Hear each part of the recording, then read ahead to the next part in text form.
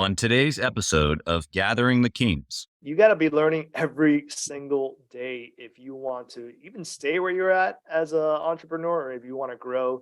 It's Right. a must. If you don't learn, if I would have just graduated from college and never picked up a book, I would be definitely nowhere near as successful as I am now.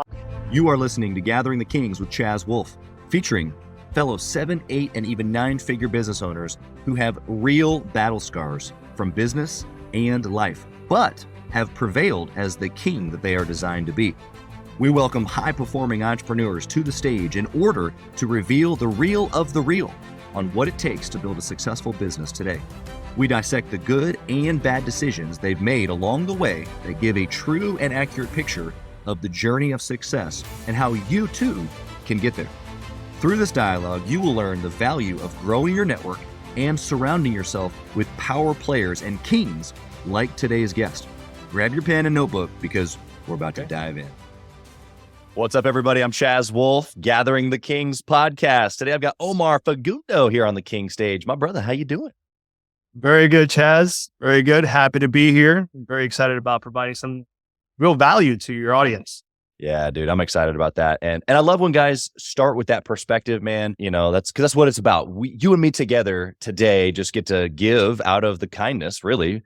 But it's really out of like battle scars. Like, dude, I've been through some stuff. Let me tell you, don't do it this way. Right? It's pain. It's hard, you know? That's right. I just appreciate that perspective. Tell us what kind of business that you got, brother. So I help run our family business, third generation.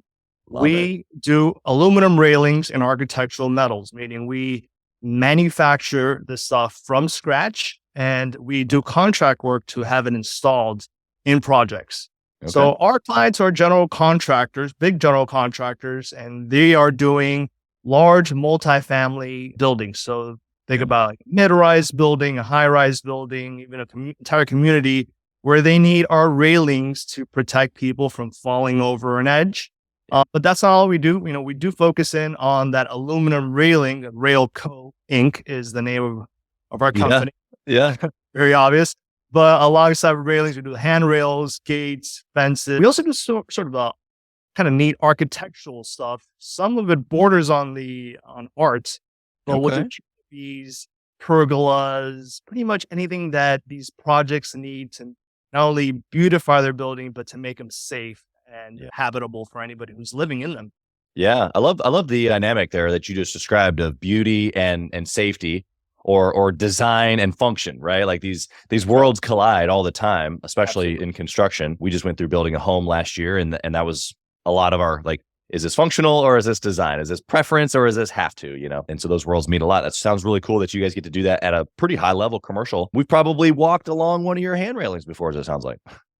It sounds like there's a good chance that you've seen some of my work around town. That's awesome. So we operate here out of Miami, Florida. Have been doing so since the early 80s when my father started up this company with his late father. Yeah. After a few years, my dad was in business with his dad and his dad passed away. And so my dad in his early 20s, mid 20s, had to take on this burden of making this business grow. And that's how I grew up. You know, I grew up in that environment of watching my dad go through the pain and the struggle, but seeing him slowly succeed in his business. And that was an inspiration to me growing up.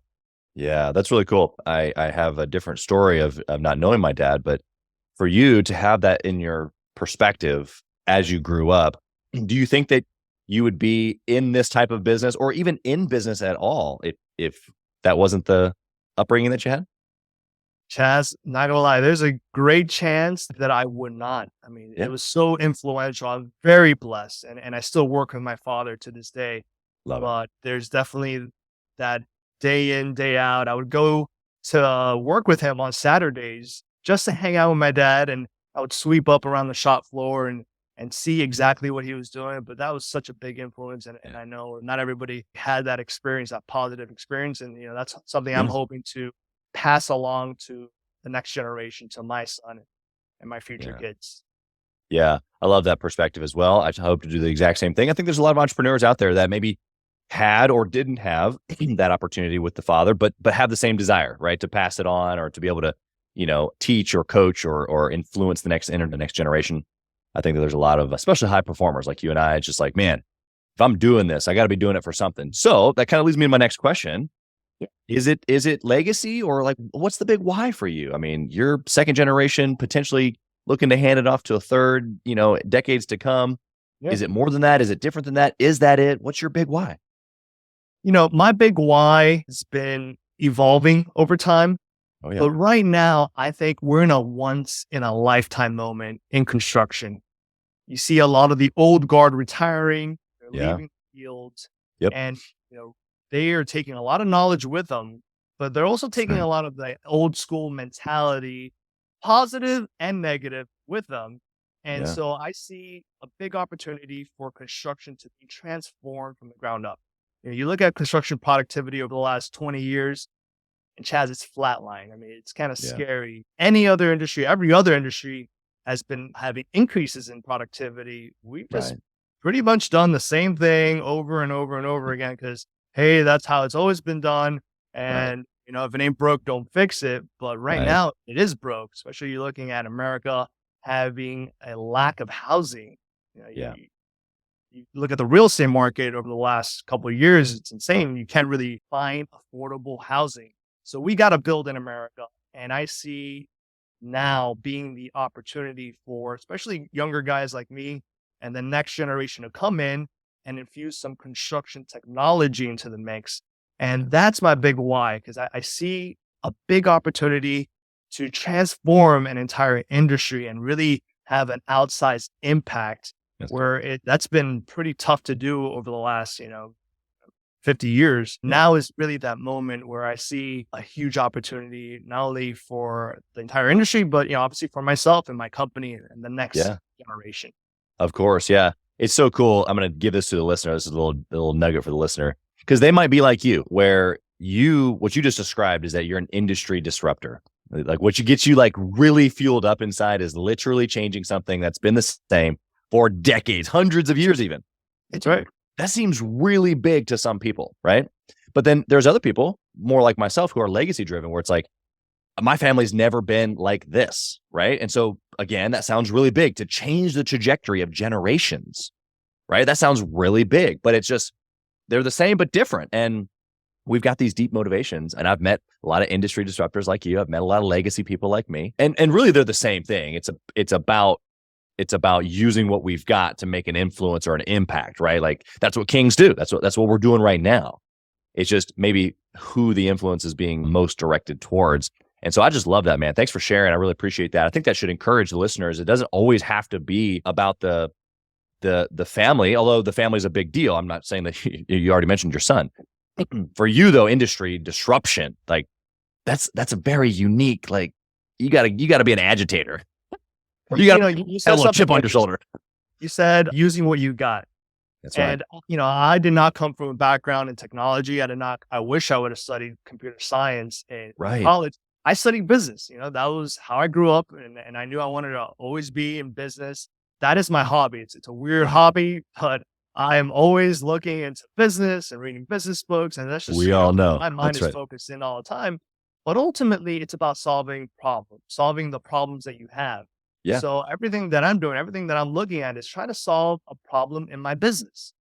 My dad was old school, right? So he comes from that old guard. When I joined the company up in 2014, he was doing payroll by hands. Right. Every other Friday, he was taking that Friday to sit the whole there, day. calculate stuff, on literally a calculator, and do all this stuff by hand. And I said, first thing I did was, hey, let's get this in QuickBooks. So it's all about solving those problems using the technology you have presently. And as technology is evolving, and it's evolving so quickly, it's head spinning. You have more and more opportunities. So anybody that's out there, just stay tuned for what's going on out there. Don't disconnect. You really have to look around, because those that do well in business ultimately have a really good grasp on reality. Yeah. And since that reality is constantly changing, you really have to be in tune with what's going on. There's a lot of new technologies. Artificial intelligence is a huge one. There's that Chat GPT. That's right. Know what that is? They need to go Google this, because it is definitely disrupting entire industries, like you said. Yeah. So it's not a matter of just being like, no one's necessarily a genius. It's just apply what's out there to problems that you already have. Yeah, I love that. I say this all the time, this phrase, simple but yet so profound. And that's exactly what you just gave to us is like, okay, we know that. We know that things are going to change. We know that technology specifically are going to change it, but it's a matter of, do we embrace it? Do we get nervous about it? Do we get standoffish about it? I remember listening to a podcast or a video or something from Gary Vee talking about his kids. And obviously we've got young kids, you and I both. And there's this idea of screen time or helping them understand like technology versus like what it's doing to their brain, because we know the negative effects that it has on their brain. But Sure. What his point was is that, look, if my kids don't understand how to operate an iPhone or an iPad or a computer now, what am I robbing them of in 20 years when they're my age, or in 30 years when they're my age? And it's like, I need to be able to put parameters obviously in place. I'm their parent. However, I need to be able to help them understand how to use the technology, not be afraid of it. And so again, similar to what you just said, even if it's technology for construction or if it's for my children, I think we need to be able to utilize what's in front of us so that we can solve problems, and even problems that are going to come in the next 20, 30, 50, 100 years, right? Like, you got to use technology and not allow technology to use you, right? So Yeah, that's good. there's a spectrum on there, and you got to find that happy medium for yourself. And look, if it wasn't for my mom busting out this old Mac computer from the early 80s, Right. me tinkering around with it when I was about 4 or 5 years old, I don't know if I would have the same love of technology that I do today. 'Cause Right. I was definitely exposed to that at a very young age, but definitely there were parameters set, and that's on every parent to do. And I think Gary Vee is a great example of finding that sweet spot and that balance Yeah. for the next generation. Yeah. Love that. My next question for you, Omar, is who inspires you? I'm inspired by a lot of the stuff that I read.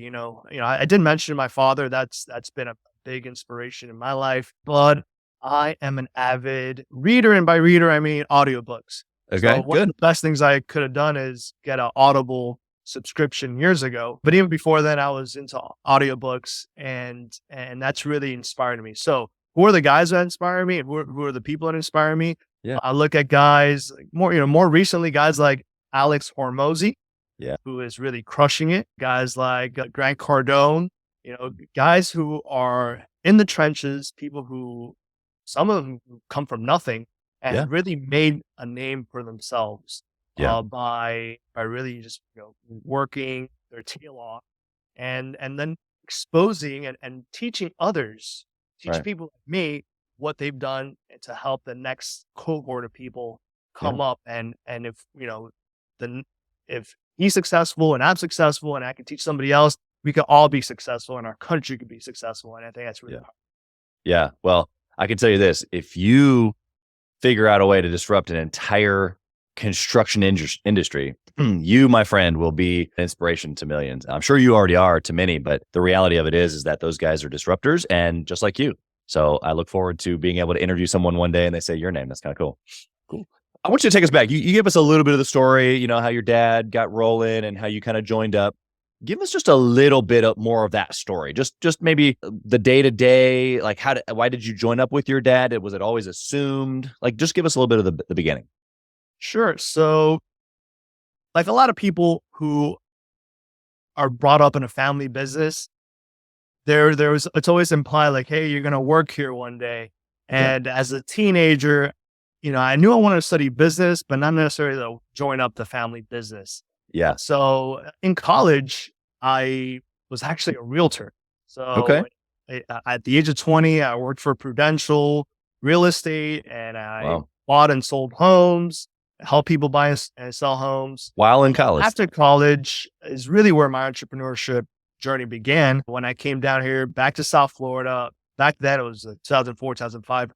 Florida had been hit by a series of hurricanes. So hurricane shutters were huge. Yeah. You really couldn't find them because they were just selling like hotcakes. Right. So I decided to get into that game with my father as Okay. a separate venture from what he had. So I set up shop right next door to him, and I used some of his contacts, and I basically launched this hurricane shutters business. And that's where I learned a lot of the lessons that entrepreneurs have to learn, a Yeah. lot of good lessons, and a lot of them I learned the hard way. That is the genesis of my story, of my entrepreneurship Interesting. story, and how I got into the building materials industry. Yeah. Eventually, I mean, pretty much by the time I got set up in 2007, I don't have to tell you, Chaz, the economy was quickly sinking. Yeah. It seemed like from one day to the next, all those hurricane shutter orders, all that demand that had been pent up over the last couple of years before then Just just went away overnight.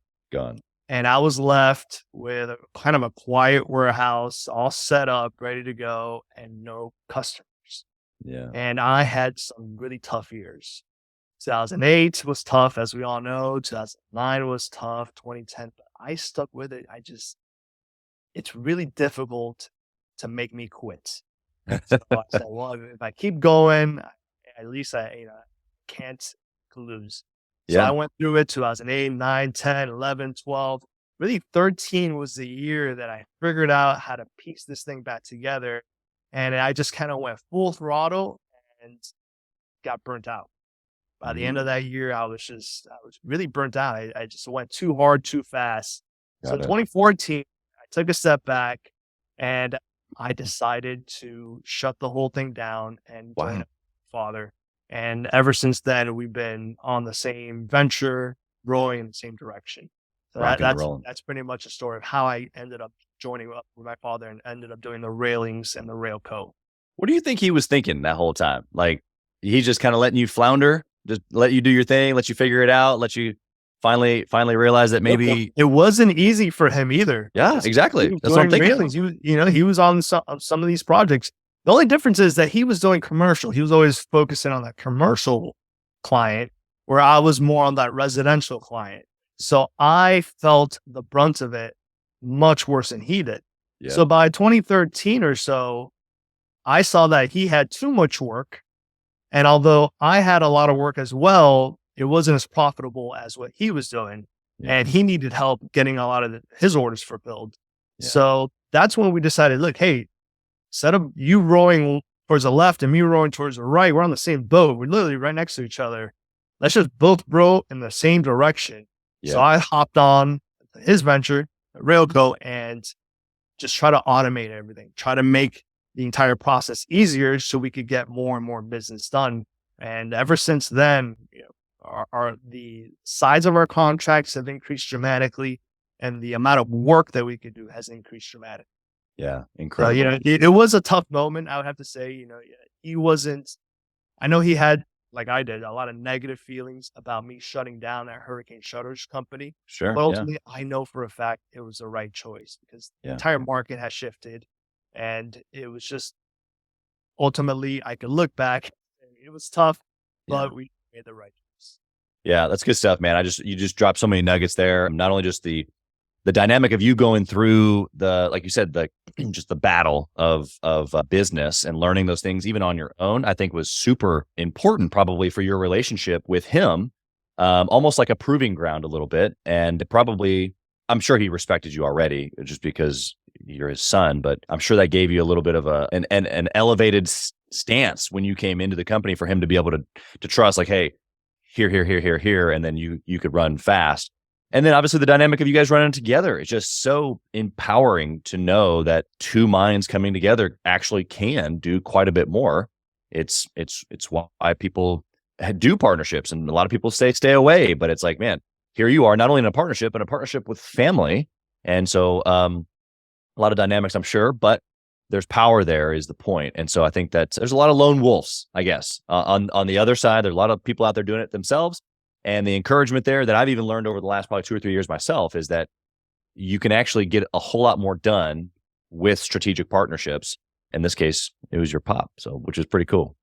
Yeah. And we're very lucky. We do have a great working relationship where we've always been able to work well with each other. That doesn't happen in every family business, Right. But it speaks to just having, whether it's family or not, having a good partner, having somebody there who Yeah. complements your skills. My father's geospatial skills are crazy. He's able to Wow. map stuff out and measure stuff out in ways that I'm still just trying to pick up.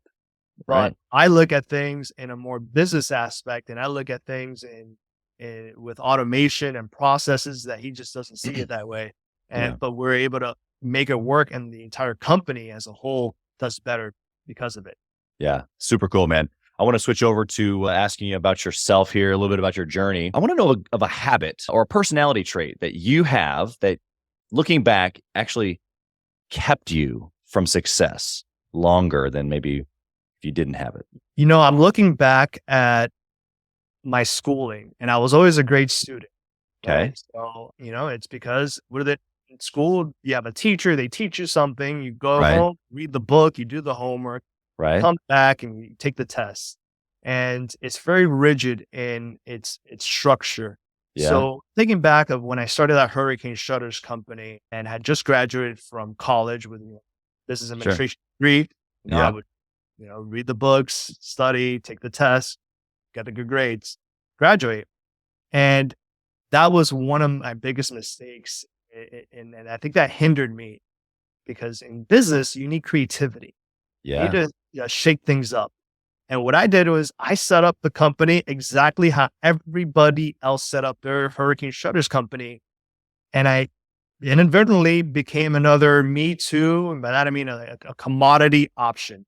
Right. So it became a race to the bottom ultimately because I was no different than everybody else because I was Interesting. checking off the boxes and getting the A's. And sure, I did everything right. Like the teacher said, like everybody else is doing, but it did not help me out at all. So I think once I learned that lesson, obviously the hard way, I realized, hey, you got to do something different. You got to disrupt. You can't be that. You could be the A student, but you got to also be the class clown. You got to disrupt and you got to shake things up a little bit in order to have ultimate success, in order to stand out from the rest of the crowd. Right. And that's something that so many business owners, especially small business owners, struggle.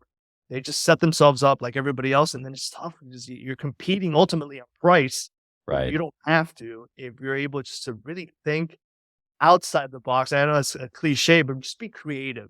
Infuse your own creativity, infuse everything you've learned into your business, into your venture, and definitely don't be afraid to stand out. Don't be afraid to ruffle some feathers. It's going to help you out. Hey, kings and queens, Chaz Wolfe. I want to talk to you about something that's super important to me. We put a lot of time and effort, we meaning myself and my team, into this podcast, into the content that goes out every single day. And if you have been getting any sort of value or insight from this, we want it to be able to reach other business owners too. So we would love if you would like, comment, share, leave a review, post, share again, all of the things on social media, on all the different platforms, or even on the podcast mediums of Apple and Spotify. We would love to be able to get our content into more hands, more entrepreneurs, so they can grow their business as quick as possible. Together, we are building a community of like-minded entrepreneurs who are committed to growing their businesses to new heights. So let's do this. Let's help each other. Let's help each other grow. Yeah, I think it's a differentiator, right? And I think a lot of guys don't realize that even though you're saying creative thinking, I think I couldn't agree with you more. Like literally, I live for conversations like this about creative thinking and problem solving. But most guys don't even realize that, honestly, some of the things that differentiate yourself are wearing a logo shirt, carrying yourself with professionalism, having a sales process, like just treating your business like a business, And so I don't want the listener to overthink it too much because it doesn't have to be too colorful, really. It's just because, like you're saying, most guys don't, whether they're in the trades and construction like you or something completely different. Most people just don't. And so on time, right? It's crazy. Yeah. It's crazy. Okay, let's flip the script. What about a good habit? Looking back, what do you have that led you right where you are? A habit or a trait? Sure. So ever since 2019, and I'll pick it up so the viewers can see it. I started writing everything down. So I have one of these per quarter, and in it, I write down all my major goals for the year, and I plan out my week ahead of time, and I plan out my day every morning. So that habit has been powerful in getting me to the next level as an executive. Yeah. So where I would, try to keep everything in my head before, that didn't work, because it's so much when you're running a company. There's so many little things you gotta That's do, right. all the details that you have to constantly keep on top of in order just to keep your clients happy. If you have that all in your head, you're gonna forget something. So I said, you know what, I gotta come up with a plan, and that's why I have this full focus planner people could pick up online. I'm not affiliated with them at all, but Yeah. it's been huge in keeping me focused, keeping me organized, and keeping me successful ultimately, because nothing really slips by the wayside when I'm writing it down. 100%. Love that. Let's talk about decisions. What about a good decision that you made, particularly early on? Maybe right when you joined over with your pop, or maybe even in your previous venture. What was a decision that you can look back on, and this one thing has led to a bunch of your success that you have today? Well, I had touched on it before. I think that really difficult decision to shut down my baby, my company, Yeah. ultimately helped me out tremendously. But to give you the listener something, the decision to constantly improve, Okay. to Love that. constantly automate, to write down processes, to come up with a way to make your business easier for you. So you're not working in the business, you're working on the business. Right. So I am constantly looking around at ways that I can improve processes, just make things easier for everybody. And that was a very conscious decision that I decided to do, that was perhaps different than when I was doing before I joined up with Railco and then with my father. Yeah. That decision, I think, is something that any viewer or any listener or viewer should take seriously in constantly improving their processes and automating. Yeah. 100%. Couldn't agree more. I'm all about personal development. Obviously, that's the whole point of the podcast, is to help others develop and grow.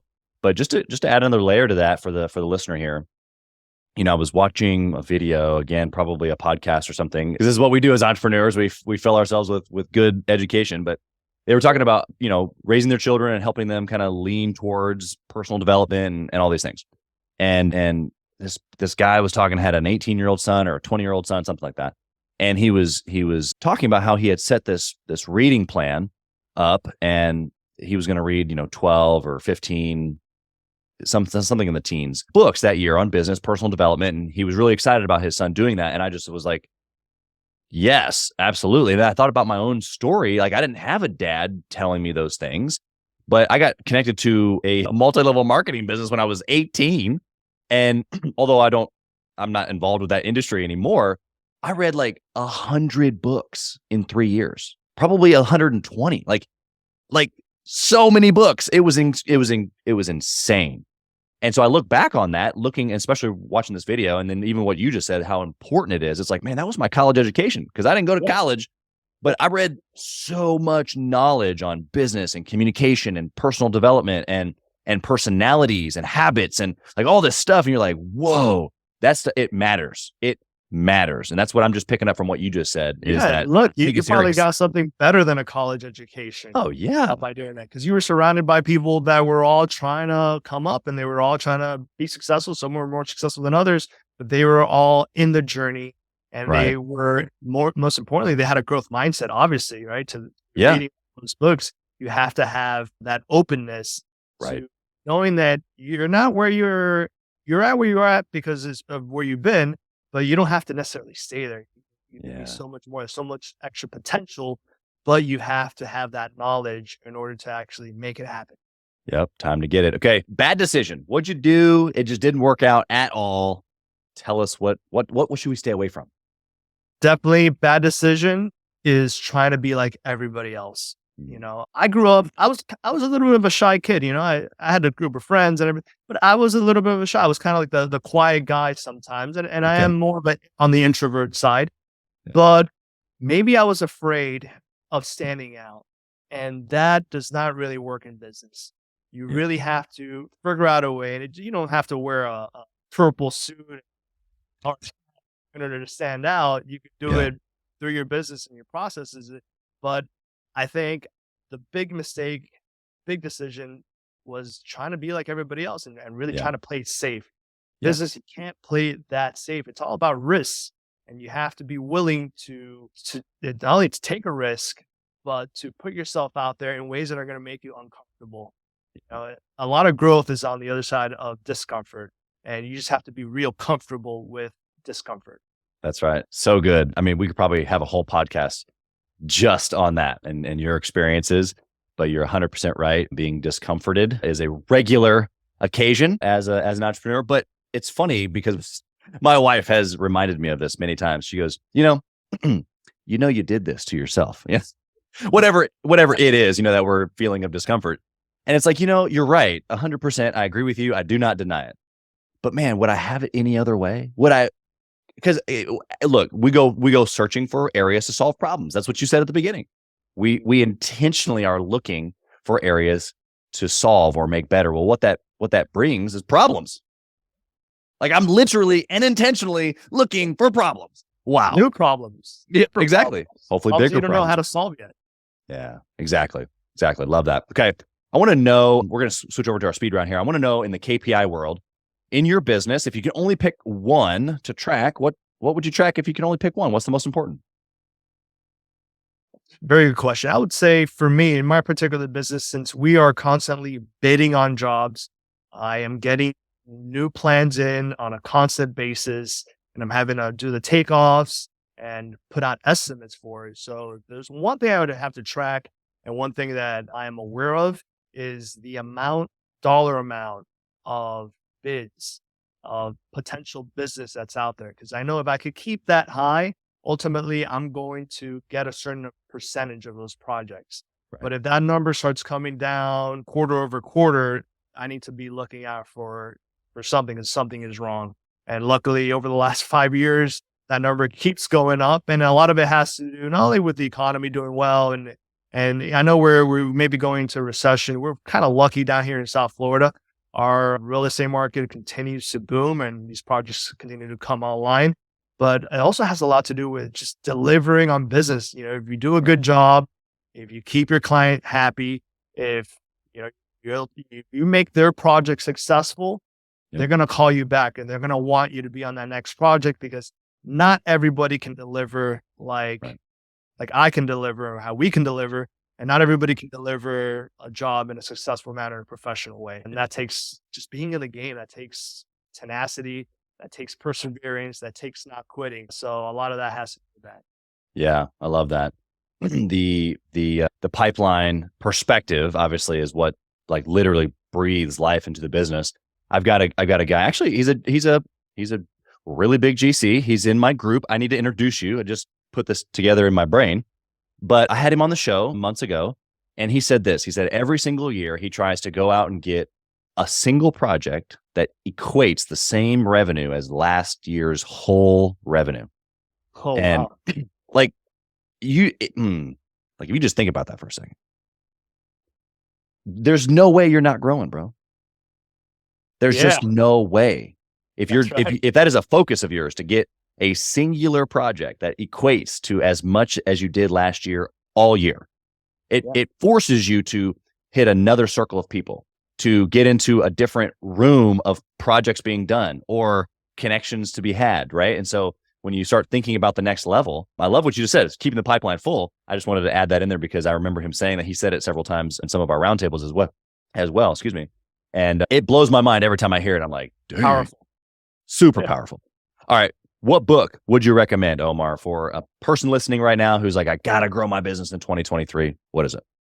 Sure. So one of the books that has completely blown my mind over the last 6 months or so is $100 Million Offers by Alex Hormozy. Yeah. This guy has an incredible way of breaking down business in general, something that you'd take years of a college education or years in the trenches. They're able to break it down in a very easy to digest format. And as I was listening to that book, I listened to it a few times. I even bought the Kindle version so I can listen to it while I'm reading it, which is something he recommended. Yep. This book is absolutely blowing my mind. I think anybody, whether they are just starting a venture or have been in business for 15, 20 years, there you go, can definitely pick something up from that book, because again, a lot of it has to do with differentiating yourself A lot of it has to do with just thinking about things in a different way. A lot of growth also comes from just switching up and mixing your perspective That's right. and getting away from the stuff that you've always listened to and seeing it from a different way. And that's pretty powerful. Yeah. Yeah. I love the way his brain works and the way he communicates. I think it's pretty spot on. What would you say about intentionally networking and or masterminding with other entrepreneurs specifically? Well, networking is huge. In 2011, 2012, I joined Business Networking International, BNI. Yeah. That was a pretty cool experience. It was the first time I ever did networking. I learned a lot in that group over the 3 or 4 years I was in it. It was transformational for me because ever since then, I've taken a lot of those skills and parlayed it into these other ventures. Totally. That was a cool thing because it's very category exclusive. I wasn't competing with other people in my group. And I learned a lot. I learned how to niche down in a time when I was trying to do everything and be everything to everybody. I learned how to focus in on one particular niche, and I did pretty well off of it. Networking is huge, not only in person, but also online. I am on LinkedIn every single day, posting, meeting people, getting to know people who are just like me, people who are in front of me and ahead of me, and meeting people that are trying to come up. Right. And that's huge. You don't necessarily, if you live in a small town, you don't have to feel like you're left out of networking. There's this huge thing called LinkedIn, and I guarantee you, if you put the work in, it's going to open up doors that you could have never imagined. It's happened for me. Oh, yeah. 100%. Love that. I love what you said, the openness. I think a lot of entrepreneurs get stuck just in ways, like you already mentioned it earlier, just the old guard, getting stuck in certain things. We do this, right? We create habits, we create, process, and some things are good. And then we just stay there because it works. But then things change. The environments change, networking styles change, people change, the rooms change, whatever it is. And so that was the one thing that you just said that stuck out to me, which is you have to have an openness, or really what it is a humility to understand that you don't have all the answers yet, even though we've been super successful, man. And we're given advice today, maybe, but like, when's the next time I can get into a room and learn something? And I think you have to have that perspective of being a learner, not necessarily always someone who's, I got to figure it out. Right. Would you agree with that? 100%. You got to be learning every single day if you want to even stay where you're at as an entrepreneur, or if you want to grow. It's a must. If you don't learn, if I would have just graduated from college and never picked up a book, I would be definitely nowhere near as successful as I am now. I would not have been able to provide value to anybody because I would have kept up with the knowledge of, the 90s and early 2000s as opposed to everything that's going on today. And everything is changing so quickly now that you have to have your fingers on the pulse or you will be left behind. That's right. Yeah. That breeds just urgency in me. It's just like, oh my goodness, like I don't want to be left behind. We got to freaking figure it out. We got to go solve problems. If that doesn't fire you up, I don't know if you're an entrepreneur. All right. Question about family before we kind of wrap things up here in a minute. I want to know how you've implemented. You said you mentioned, your son, he's young and you've been married for a little bit, but you have this booming business. And this is an entrepreneurial conundrum for all business owners out there everywhere, is how do we obsess over our business and our family? So give us some things that you've done over the years that maybe has led you to some success in that. Sure. So, obviously I work with my family, or the older generation, but I think communication with your partner, your spouse is essential. I am so blessed to have someone who I could speak to her and let her know, hey, look, this is what's going on. It's Saturday and I have to go into work tomorrow in order to make these things happen, but let's make it up on Sunday.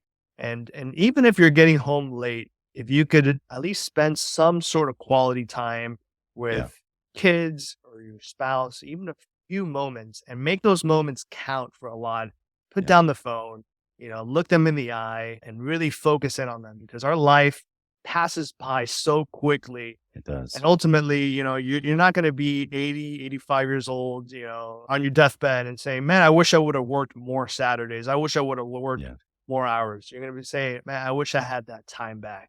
Yeah. And so, especially for young parents, you don't get that time back, right? That's I right. see my 15-month-old growing so quickly, and I'm Yeah. saying, how did this little baby become, this Right. toddler walking around? And I know it's just going to continue to happen so fast that Yeah. you really got to sink in and let those moments sink in and really enjoy every single moment you can. And then, work will take care of itself. If it means getting up a little earlier or focusing in a little bit harder, you got to do it. You got to make it work. But ultimately, why are we doing everything that we're doing? Why are we in business? It's because of our families, because of our loved ones. Ultimately, we want to spend more time with them. Yeah. Yeah. It's the ultimate act of doing what we say is important, but it's so tough because one serves the other and the other gets either the benefit or the negative, maybe a result. And so I just love your approach there. I love how you talked about the moments. I've had this revelation recently as well. I was talking to a buddy of mine. He has a young son as well. I think he's 2.5, and they went through Christmas, really the first time where, his son was old enough to like just engage with the spirit of Christmas, and have joy and all that fun stuff. And so I was encouraging my buddy that, he was telling me how wonderful it was. And I had this thought that came into my mind of like, wow, those moments, his son's not going to remember. And then of course, quickly, as I'm saying it to him, I'm remembering these things for me and my kids. It's like, wow, I have a couple kids under the age of, let's say 6, where they're not going to really remember these moments. And so they're for us.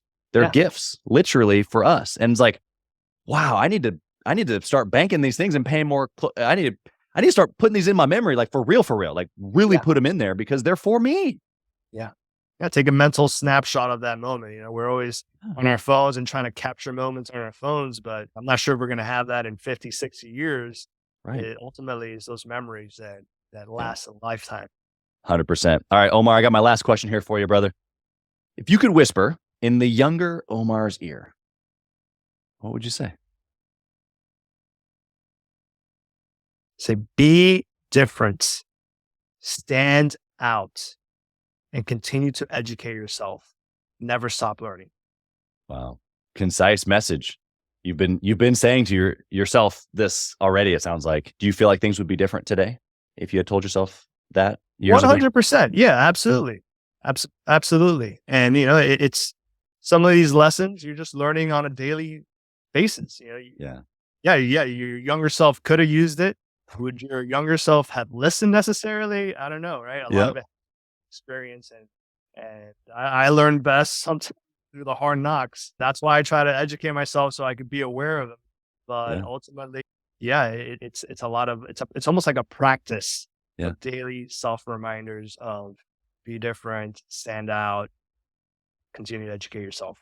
Yeah, it's like a permission. I'm hearing you give yourself, even now today. It sounds like a regular permission just to go for it, to step out, be different. I just love that, man. I think that you and I, personality wise, probably are fairly similar. Being, just high drivers, pretty organized, and you're right. For the guy listening like us, it's like, man, it's all right. Be a disruptor. Be different. Everything doesn't have to line up as everyone else, the proverbial they, says it should. Right. Right. Yeah. Do you. Absolutely. Like seriously, do Do you. you. And have the passion behind it, man. And that's what makes all the difference. So Omar, you have given us so many gold nuggets. How can the listener find you? Whether they are connected to a big GC, or maybe they are a big GC and they need to get your railings in their new project, or maybe they're just an entrepreneur. They want to pick your brain. How can they find you? Sure. And I encourage anybody to reach out to me on LinkedIn. I post on a daily basis. If you drop a comment, I will reply. If you ask me to follow you, I will follow you. And for me, it's powerful. That's where I'm at right now. I'm looking up, parlay the daily writing habits into daily videos sometime this year, maybe on some other platform. But LinkedIn right now is where to find me. Omar Fagundo.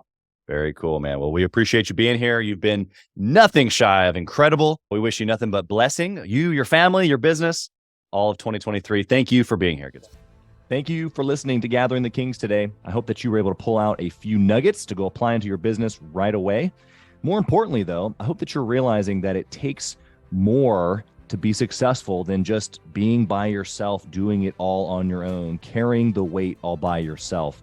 What I have realized, not only in my own journey from multiple businesses and multiple different industries, and now interviewing over 200 or 300 other very successful 7, 8, and 9-figure business owners, is that it's tough to do it alone. And so Gathering the Kings exists to bring together successful entrepreneurs. In fact, we are putting together 1,000 kings, specifically who are grateful but not done.